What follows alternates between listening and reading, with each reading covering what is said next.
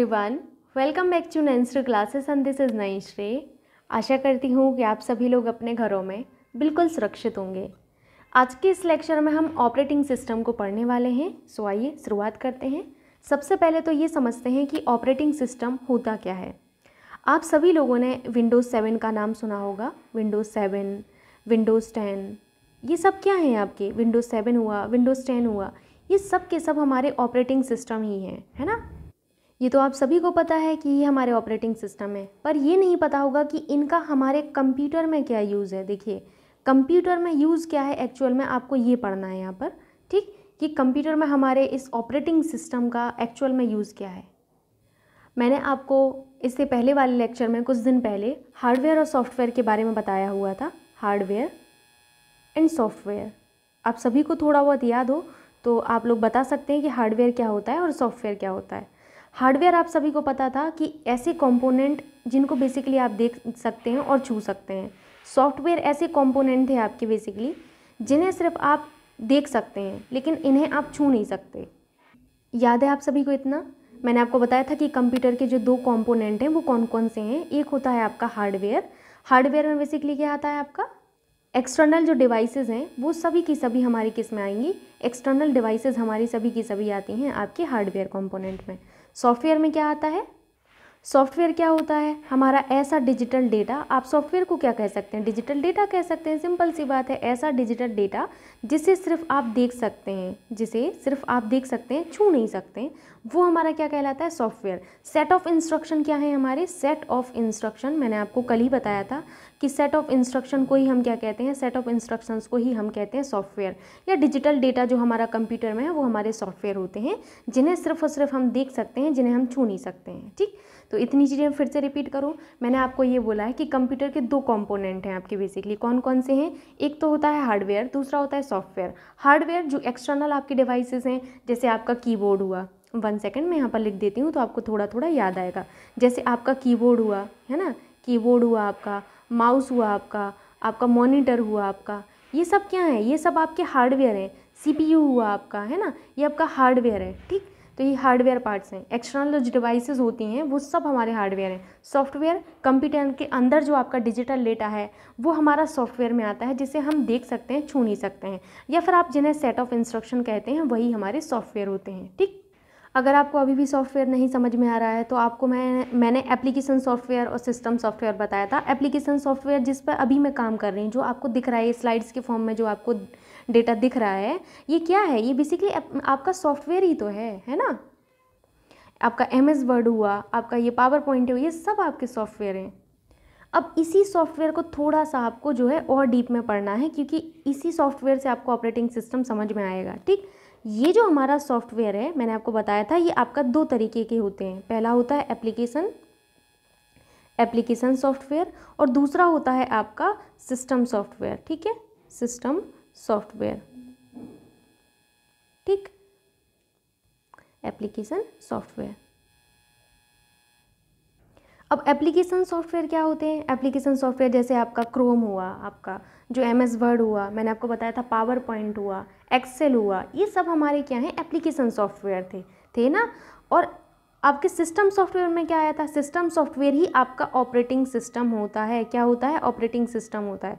ठीक, कभी भी आपसे पूछा जाए तो याद रखिएगा कि आपका सिस्टम सॉफ्टवेयर ही ऑपरेटिंग सिस्टम होता है। ठीक, अब जो ये ऑपरेटिंग सिस्टम है, या फिर जिसे आप जो है सिस्टम सॉफ्टवेयर कह रहे हैं, इसका बेसिकली काम क्या होता है? इसका बेसिकली काम होता है जो आपके हार्डवेयर कंपोनेंट हैं इनको कंट्रोल करना, और आपके जो एप्लीकेशन सॉफ्टवेयर हैं इनको कंट्रोल करना। अब इसका क्या मतलब हुआ? जो मैंने ये बोला है बेसिकली कि आपका जो सिस्टम सॉफ्टवेयर है या फिर जो ऑपरेटिंग सिस्टम है, ये बेसिकली आपके एप्लीकेशन सॉफ्टवेयर और आपके हार्डवेयर कंपोनेंट को कंट्रोल करता है। इसका मतलब क्या हुआ? अब जैसे यहाँ पर मैंने आपको कुछ दिन पहले बताया था कि जो आपके डॉक्यूमेंट है, डॉक्यूमेंट को बनाने के लिए आपको किसका यूज़ करना पड़ेगा? Just give me 1 minute. मैंने आपको बताया था कि जो आपका डॉक्यूमेंट है, अगर आपको किसी डॉक्यूमेंट को बनाना है, तो मान के चलिए आप MS वर्ड में अगर कोई डॉक्यूमेंट बना रहे हैं, तो कैसे बनाएंगे? MS वर्ड में आपको कीबोर्ड की तो ज़रूरत पड़ेगी ना। बिना कीबोर्ड के तो आप डॉक्यूमेंट बना नहीं लेंगे। कुछ टाइप करना है अगर आपको भाई, बताइए, एक चीज़ बताइए, डॉक्यूमेंट बनाना है तो आपको कीबोर्ड की हेल्प लेनी पड़ेगी ना, कीबोर्ड से ही तो आप टाइप करेंगे। आप एक चीज़ बताइए, क्या बिना कीबोर्ड के आप ये जो डॉक्यूमेंट है इसको बना लेंगे? कभी पॉसिबल ही नहीं है। आप जैसे आपको ये जो यहाँ पर दिख रहा है स्लाइड्स के फॉर्म में जो डेटा दिख रहा है, वो मैंने कैसे बनाया? कीबोर्ड की हेल्प से ही तो बनाया है, कीबोर्ड से ही तो मैंने टाइप किया होगा। तो यहाँ पर आपको समझ में आया कि ये जो कीबोर्ड है ये हमारा हार्डवेयर था, तो इस हार्डवेयर की हेल्प से हमने इस सॉफ्टवेयर को चलाया है ना, यानी कि हमारी इस हार्डवेयर डिवाइस ने हमारा इंटरेक्शन किया होगा हमारे इस सॉफ्टवेयर के साथ। अब ये दोनों कहते हैं कि भैया हम चलेंगे तभी जब हमें भी कोई प्लेटफॉर्म मिल जाएगा, हम एक प्लेटफॉर्म चाहिए हमें, हम उसी एक प्लेटफॉर्म पर हम दोनों चलेंगे, तो वही एक प्लेटफॉर्म है हमारा ऑपरेटिंग सिस्टम। ठीक, एक बात बताइए आप, सिंपल सी एक बात है कि ये डॉक्यूमेंट अगर आपको बनाना है तो आपको कोई ना कोई एक ऐसा प्लेटफॉर्म तो चाहिए ना। अगर आपको कीबोर्ड का यूज़ करना है तो बिना प्लेटफॉर्म की कैसे पॉसिबल है? आपको किचन में अगर खाना बनाना है तो किचन तो चाहिए ना, प्लेटफॉर्म तो चाहिए ना आपको, कुछ ना कुछ जिस पर आप वो काम कर सको, जहाँ पर आप वो काम कर सको। तो यही है वो आपका ऑपरेटिंग सिस्टम।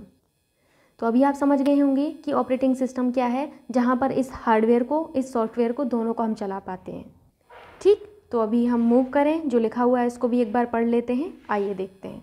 जैसे यहाँ पर लिखा हुआ है ऑपरेटिंग सिस्टम के बारे में, ध्यान से देखिएगा। मैं पहले पेन का कलर चेंज कर लेती हूँ तो आप लोगों को अच्छे से दिखेगा। ऑपरेटिंग सिस्टम वास्तव में उपयोगकर्ता यानी कि आपका यूज़र और आपके कंप्यूटर के हार्डवेयर के बीच इंटरफेस का काम करता है। किसके बीच में? यूज़र और आपके हार्डवेयर के बीच में इंटरफेस का काम करता है। यहाँ पर आपको ऑपरेटिंग सिस्टम दिख रहा है, ये देखिए आपका एप्लीकेशन सॉफ्टवेयर है और ये आपका सिस्टम सॉफ्टवेयर है, और यहाँ पर नीचे आपको हार्डवेयर दिख रहा है ना, और ये ह्यूमन यूज़र है। यानी कि हमारा जो ऑपरेटिंग सिस्टम है बेसिकली एक इंटरफेस का काम कर रहा है। किसका? इंटरफेस का काम कर रहा है। किस किस के बीच में? ह्यूमन के बीच में और आपके हार्डवेयर के बीच में। ठीक, अब यहाँ पर आपके एप्लीकेशन सॉफ्टवेयर आ जाते हैं और आपके सिस्टम सॉफ्टवेयर आ जाते हैं, जो कि आप बहुत अच्छे से ऊपर समझ कर आए हैं। ठीक, अब यहाँ पर जो इंग्लिश है उसको भी पढ़ लेते हैं। इंग्लिश में क्या लिखा हुआ है? Operating system, the operating system actually acts as an interface between the user and the hardware of the computer. ठीक है, अभी मूव करते हैं हम नेक्स्ट स्लाइड पर। नेक्स्ट स्लाइड हमसे क्या कहती है? नेक्स्ट स्लाइड में हमसे लिखा हुआ है कि ऑपरेटिंग सिस्टम ऐसे सॉफ्टवेयर प्रोग्रामों का समूह है जो मानव एप्लीकेशन सॉफ्टवेयर और कंप्यूटर हार्डवेयर के बीच संवाद स्थापित करता है। संवाद का मतलब आप समझ रहे हैं ना, संवाद का मतलब है आपका बेसिकली एक तरीके से कम्युनिकेशन। तो आपके संवाद का मतलब कम्युनिकेशन होता है, यानी कि आपके बेसिकली सॉफ्टवेयर, एप्लीकेशन सॉफ्टवेयर और कंप्यूटर हार्डवेयर के बीच में आपका जो आपका कम्युनिकेशन जो स्थापित किया जाता है वो ऑपरेटिंग सिस्टम की वजह से ही स्थापित होता है। ठीक, यह एक ऐसा प्रोग्राम है जो कंप्यूटर के विभिन्न अंगों को निर्देश देता है। कंप्यूटर के विभिन्न अंग समझ रहे हैं आप, जैसे आपका कीबोर्ड हुआ, आपका माउस हुआ, इन सभी को आपका निर्देश देता है। ठीक, कि किस प्रकार से आपकी जो है प्रोसेसिंग का कार्य सफल होगा। अभी आपने जो ऑपरेटिंग सिस्टम ऊपर समझा है बस उसी को यहाँ पर लैंग्वेज के फॉर्म में लिख दिया गया है। ठीक है, मूव करें अभी नेक्स्ट स्लाइड पर। नेक्स्ट स्लाइड में आपसे लिखा गया है कि an operating system is a set of software programs that establish communication between human application software and computer hardware. It is a program that instructs various parts of the computer on how to perform a processing task. Okay? आगे देखिए यहाँ पर। अब operating system के जो basically कार्य हैं वो देख लेते हैं कि ऑपरेटिंग सिस्टम का कार्य क्या है। तो ऑपरेटिंग सिस्टम कंप्यूटर के सफल संचालन की प्रक्रिया में एक महत्वपूर्ण भूमिका निभाता है। अगर ऑपरेटिंग सिस्टम नहीं होगा तो आपका सॉफ्टवेयर जो है कहाँ चलाओगे आप? आपके पास फिर कोई प्लेटफॉर्म ही नहीं है, ना ही आप हार्डवेयर को फिर चला पाओगे। तो इन्हीं सॉफ्टवेयर हार्डवेयर को चलाने का जो प्लेटफॉर्म है वही है हमारा ओएस। तो अगर कंप्यूटर का सफल संचालन चाहिए है तो उसमें महत्वपूर्ण भूमिका हमारा ऑपरेटिंग सिस्टम ही निभाएगा। ठीक है, आइए यहाँ पर देखते हैं main functions of operating system क्या क्या है। Operating system plays an important role in the successful operation of the computer.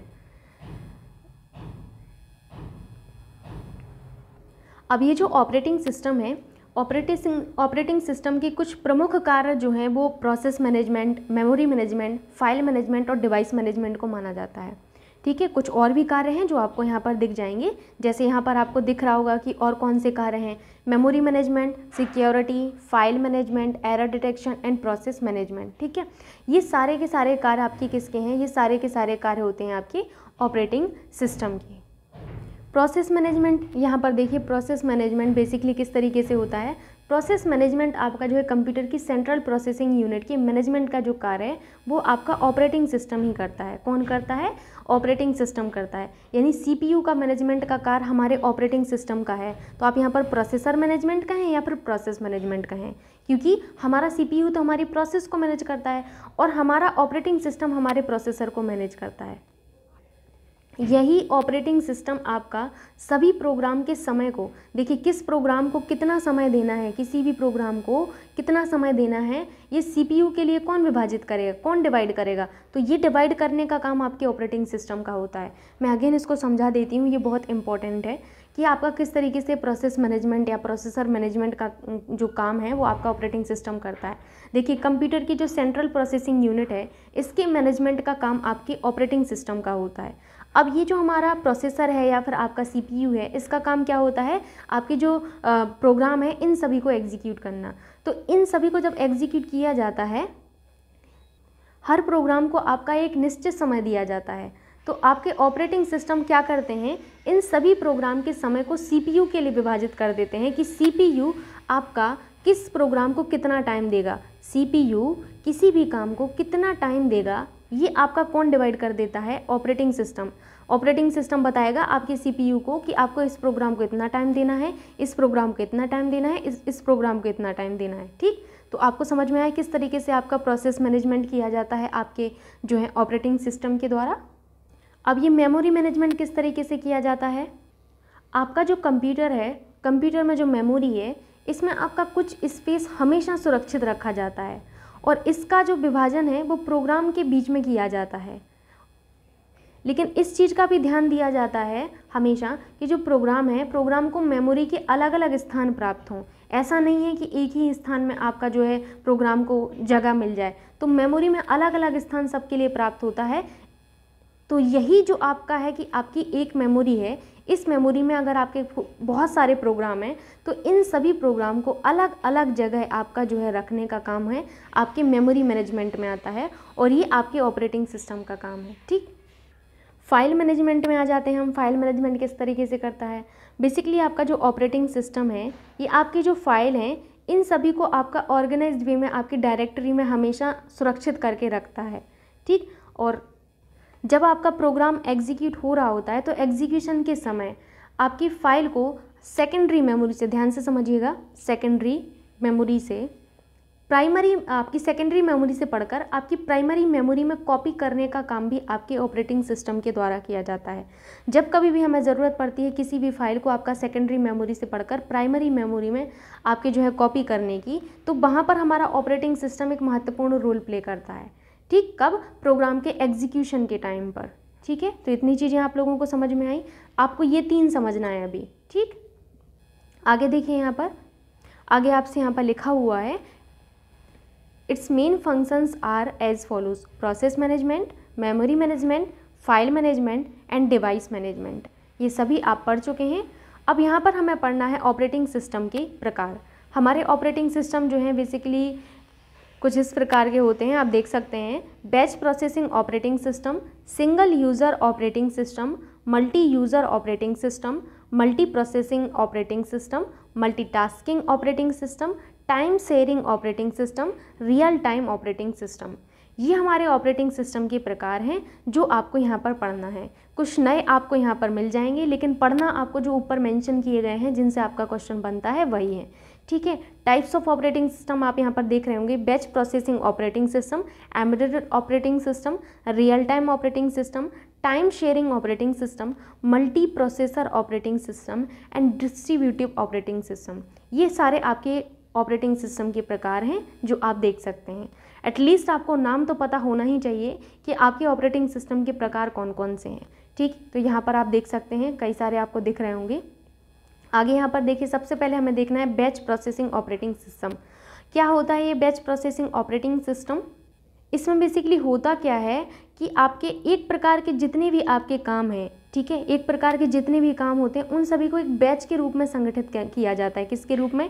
एक बैच के रूप में संगठित करके इसका क्रियान्वयन फिर किया जाता है। बस इतना ही आपको याद रखना है कि बैच प्रोसेसिंग ऑपरेटिंग सिस्टम में एक प्रकार के जितने भी काम हैं उन सभी को एक बैच के रूप में संगठित करके करने के बाद आपका जो है क्रियान्वित किया जाता है।